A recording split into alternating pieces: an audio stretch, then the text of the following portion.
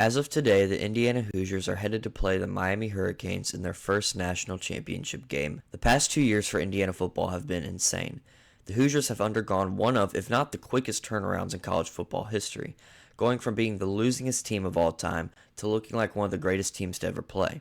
All of this thanks to their coach, Curt Cignetti. But let's back this up. Curt Cignetti was born on June 2, 1961 in Pittsburgh, Pennsylvania. From 79 to 82, he played at quarterback at University of West Virginia. After that, he got his first coaching job as a graduate assistant for the Pittsburgh Panthers in 1983. Throughout the 80s and 90s, he had other quarterback coaching jobs at Rice, Temple, and back at Pittsburgh. In 2000, he signed on to the NC State coaching staff as a QB and tight ends coach, along with being the recruiting coordinator until 2006. NC State was a very good team during this period, which included a school record 11-win season. During this time, Curt Cignetti was responsible for coaching future 8-time Pro Bowler Phillip Rivers. He also recruited future Super Bowl champion Russell Wilson to the Wolfpack in 2006. In 2007, Cignetti left the Wolfpack and joined the Alabama Crimson Tide, who had just hired new coach Nick Saban. During that period, the Crimson Tide had a very similar turnaround to the Indiana Hoosiers. When Saban took over in 2007, the Tide went 7-6. 2 years later, they won a national championship. During this period, Cignetti worked as their wide receivers coach. By this point, Cignetti had been working his way up the ladder and had an SEC job as an assistant. But Cignetti wanted to be a head coach. So in 2011, he took his first head coaching job, not at an SEC school, not at an FBS school, not even at a Division I school. He took a job at the Indiana University of Pennsylvania, which is located in a city named Indiana within Pennsylvania, to clear up any confusion. This didn't make much sense. Why would you spend so many years working up the coaching ladder just to take a head coaching job at a D2 school? But Cignetti knew what he wanted. In Cignetti's first season at IUP, they went 7-3. While that's a good start, the magic kicked in during his second year. In 2012, IUP went 12-2. They won their conference championship in blowout fashion and made a playoff run which ended in a close loss in the quarterfinals. Cignetti had almost immediate success with the Crimson Hawks, a pattern which would continue in his head coaching career. The Crimson Hawks continue to have steady seasons that include a few more playoff runs. In 2017, Cignetti took his first D1 head coaching job at Elon University. The year prior to Cignetti's hiring, the Phoenix went 2-9. Cignetti took over and the Phoenix quickly found success. They went 8-4 and made the playoffs in 2017, but that playoff run didn't last long as they lost in the first round to the Furman Paladins. In 2018, they went 6-5, which at one point in the season included a number 5 ranking and a win over number 2 James Madison. They found themselves in the playoffs again, but they lost again in the first round to the Wofford Terriers. In 2019, Curt Cignetti would take the head coaching job that really would bring him to national prominence. He was now the head coach of long-storied FCS program James Madison. At this point, the Dukes were already one of the best teams in the FCS. In 2016, they had won the national championship, and in 2017, they had made the championship, but lost to fellow FCS powerhouse North Dakota State. They had a slight drop-off in 2018, going 9-4, but they still made it to the second round of the playoffs, but lost in a close game to a very good Colgate team. Curt Cignetti came into a team that expected the best and nothing less. A lot of times, this pressure can get to a coach and lead to a couple down years. But Cignetti did not care, and they went 14-2 and made the national championship game, where they had a close loss to, you guessed it, North Dakota State. Their only other loss that season came against West Virginia, which, keep in mind, they almost won that game. They also had dominated almost every team they played that season and came up just short to North Dakota State. Keep in mind that North Dakota State team was headed up by future Walter Payton Award winner Trey Lance, and they became the first NCAA team since 1894 Yale to go 16-0. In 2020, the Dukes had another successful season. The season was cut short due to COVID, and the Dukes went 7-1. They eventually lost in a close semifinal against Sam Houston State, who, that year, went undefeated and won the national championship. James Madison had another successful season in 2021.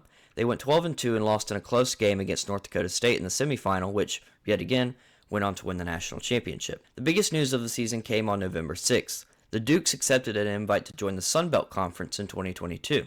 James Madison was becoming an FBS program. The team took the transition pretty well and finished 8-3 in 2022.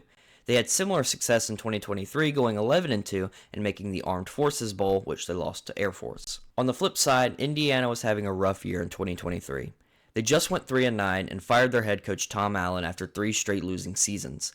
But this wasn't anything new for Indiana. They are the losingest team in college football history, with an all-time record of 528 wins, 719 losses, and 46 ties. But a new day was coming for the Hoosiers. On November 30th, 2023, Indiana announced the hiring of Curt Cignetti as their head coach. Indiana, coming off of 3 straight losing seasons, was hiring a coach who had 13 straight winning seasons. In 2024, Cignetti quickly got to work and brought in a bunch of transfers, which included quarterback Curtis Rourke from Ohio to lead the team. If history repeats itself, Indiana should have immediate success, but I don't think anybody could have guessed how far Indiana was about to go. Indiana started the 24 season with 5 straight dominant wins, which earned them their first ranking of the season at 23. Indiana continued that winning streak all the way to November 23rd when they faced number 2 Ohio State. Indiana suffered their first loss of the season to an Ohio State team that would go on to win the national championship. Anyways, Indiana bounced back a week later and demolished Purdue 66-0. Indiana received their first college football playoff invite, which would mark their first college football playoff/BCS bowl game. They played in the first round against the Notre Dame Fighting Irish and lost in a not-so-close game. Indiana was coming off their best season in program history and still had very high hopes for the future. Curtis Rourke capped off an incredible season with the Hoosiers and was headed for the draft. So Cignetti had to find a replacement at quarterback. In comes Fernando Mendoza. The 2024 California Golden Bears had a pretty average year. They even fell victim to Florida State, giving them one of their 2 total wins. Mendoza had a decent season with the Golden Bears. He threw for 3,004 passing yards with a 68% completion rate. In December, he entered the transfer portal and announced his commitment to Indiana.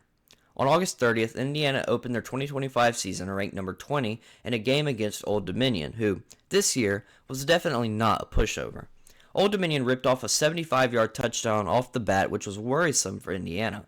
They eventually found their footing and pulled away. Indiana dropped 3 spots and was set to face Kennesaw State in Week 2. Indiana handled business in this game and won 56-9. After that big win, they moved up 1 spot in the rankings, going into their Week 3 game against Indiana State, which, honestly, we don't even need to talk about. Indiana was ranked 19 heading into Week 4, and they faced their first big challenge, Illinois. Illinois came into this game off 3 straight dominant wins and was ranked number 9. Indiana went into that game and... Okay. Indiana was bumped to 11 heading into their actual first challenge of the season, the Iowa Hawkeyes. This game was quite close and came down to the very end, but Indiana edged out a win 20-15. Indiana was bumped up to number 7 going into Week 6, and this was one of the biggest games of the year. Indiana was taking on the Oregon Ducks. So far, Cignetti and the Hoosiers have not been able to win a big game. So this was Indiana's chance to prove themselves as one of the big boys. The Hoosiers and the Ducks were neck and neck going into the 4th quarter, but midway through the 4th, Indiana pulled away and came out with a victory, 30-20. After that game, Indiana was bumped up to number 3. Indiana continued with business as usual for the next 3 weeks, blowing out Michigan State, UCLA, and Maryland. On November 8th, Indiana faced an unsuspected challenge against Penn State.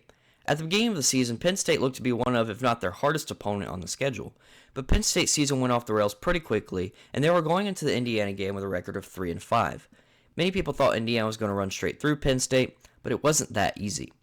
Indiana had a 20-7 lead midway through the 3rd quarter, and it was beginning to look like another easy win for the Hoosiers.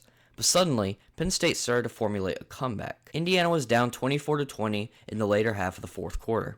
Indiana's drive after the latest touchdown went nowhere, and they were starting to lose hope. Penn State got the ball back and played it pretty conservative, which led to them punting it off to Indiana with 1:51 left in the game. Indiana put together a 10-play, 80-yard touchdown drive that ended in one of the greatest touchdown catches I've ever seen. Indiana survived the upset, 27-24. Indiana went back to blowing out teams in their next 2 games against Wisconsin and Purdue, and the regular season was over, and they were undefeated. 12-0. They made it to the conference championship game where they were set to play in a rematch against Ohio State, and Indiana was looking for revenge. Going into this game, Ohio State had not lost since November 30th, 2024, and they were the favorites to win back-to-back national championships. On December 6th, Indiana and Ohio State played in a defensive masterclass. Ohio State had the lead at 10-6 going into halftime. With 8:02 left in the 3rd, Indiana scored a touchdown to take the lead, 13-10. With 10 minutes left in the 4th, Ohio State was putting together a comeback drive. The Buckeyes slowly marched downfield, and 15 plays and almost 8 minutes later, the Buckeyes attempted a 27-yard field goal to tie it up, 2:48 left in the game. No good! Indiana had finally beat Ohio State for their first Big Ten championship since 1967. For For the first time in program history, the Indiana Hoosiers were the #1 team in college football. The next day, the Hoosiers were officially set to play in the Rose Bowl against the winner of Alabama and Oklahoma, their first Rose Bowl appearance since 1968. On December 19th, Alabama defeated the Oklahoma Sooners and were set to play against Indiana in the Rose Bowl. On New Year's Day, Indiana played against Alabama, and, well, let's take a look. In the booth, so after all that, 31-yard field goal to cap a long march by the They're showing pressure. Here it comes. Mendoza has time. Lows end zone. Caught! Touchdown, Becker! No more timeouts to work with. So they're looking to throw. And Mendoza flips it. Easy pitch and catch. There's Omar Cooper Jr. And Indy.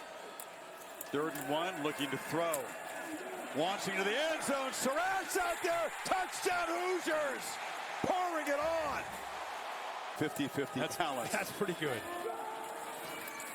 Black bursting free. Hoosiers punctuate. An incredible performance. And so he's breaking free. Hemby has turned to find the end zone. Yeah, you got people crying. It's incredible. This is great. Good for them. Congrats to Indiana. The Hoosiers hammer Alabama here in Pasadena and head to the semifinals. Indiana was headed to the Peach Bowl to play in a rematch against Oregon, who won the Orange Bowl just hours prior. On January 9th, Indiana played in the Peach Bowl against Oregon and won.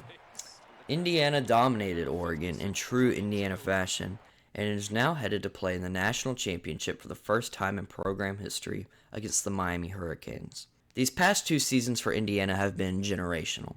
We may never see this quickly of a turnaround ever again, and they are 1 game away from becoming the first FBS team to go 16-0. But they still have to get through the mighty Hurricanes, and that is much easier said than done.